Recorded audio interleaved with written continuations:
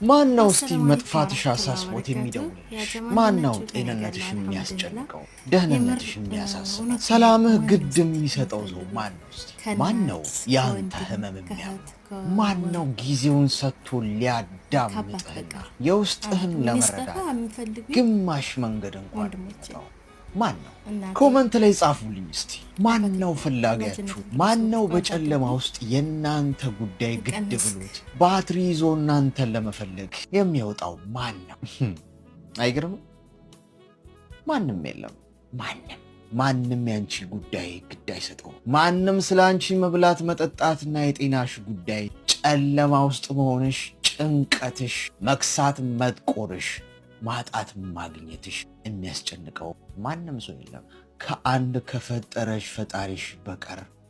ማንም እስከ መጨረሻው ድረስ አይጠብቅሽም። ማንም ሰው ምንም አይነት ሁኔታ ውስጥ ብትገቢ፣ ብትቆሽሺ፣ ብትሸቺም ጭምር ያንን ሁሉ ታግሶ አንቺን ለማቀፍ የሚመጣ ማንም ሰው የለም። በስተመጨረሻ የሚገለጥልሽ ሀቅ ይሄ ይሆናል።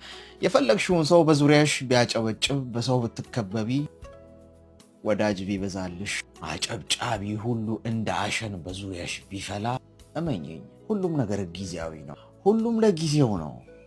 አንድ ቀን ባዶሽን ትቀሪያለሽ። ማንም ሰው በዙሪያሽ አይኖርም። ብቻሽን ፊት ለፊት የምትጋፈጭበት ቀን ይመጣል። በዚህ ሁሉ ጊዜ ውስጥ ግን የማይተውሽ፣ የማይሰለችሽ፣ የማይጥልሽ ከነቆሻሻሽ እንኳን የሚቀበልሽ አንድ ፈጣሪ ብቻ ነው።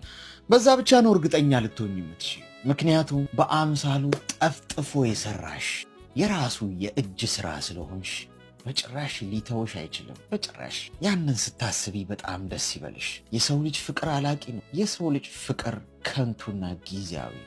የፈጣሪ ፍቅር፣ የፈጣሪ መውደድ፣ የፈጣሪሽ መፈለግ ግን እስከ ዘላለም ድረስ ነው። እስከ ዘላለም ሊተወኝ አይችልም በጭራሽ። ተወኝ እንኳን ብለው አልፈልግህም፣ ካላንተ በቂ ነኝ፣ አታስፈልገኝም እንኳን ብለው በጭራሽ ለክፉ አሳልፎ የማይተወኝና በእኔ ተስፋ የማይቆርጠው አንድ ፈጣሪ ብቻ። ስለዚህ ማንም ለአንቺ ሲል እንኳን ወንዝ ቀርቶ ኩሬ አይሻገርልሽም። በሰው ላይ መደገፉንና በሰው ላይ መንተራሱን አቁሚና ፈጣሪሽን ገንዘብሽ አድርጊው። ያኔ ምንም ነገር ሊሰብርሽ አይችልም። ምንም ነገር ሊያሸንፍሽ አይችልም። ከአለት ከድንጋይ የበረታ እጅግ ብርቱና ጠንካራ ሰው ትሆናለህ። የማይበገር በከንቱም በክፉም የማይሸነፍ አይሸነፌ ትሆናለህ።